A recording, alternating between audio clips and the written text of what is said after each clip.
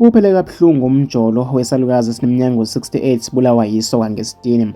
Ngokombiko wamaphoyisa, umufi ubelele endlini yakhe eRamotsinyadi eMopani District eLimpopo ngesikhathi kufika isoka lakhe ngabo 4 ekuseni ngesonto.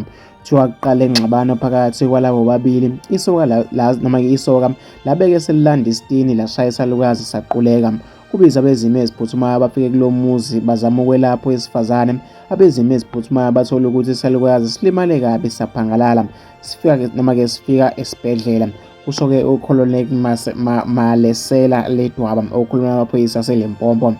uLedwaba uthe amaphoyisa ale ndawo aphuma umkhankaso wokuthungatha umsola ngenhlanhla-ke watholakala. Kulinde ukuthi avele phambi kwemantshi yaseTzaneen lapho-ke ezoqinisekiswa khona imininingwane yakhe neminye-ke noma-ke neminyaka yakhe uma-ke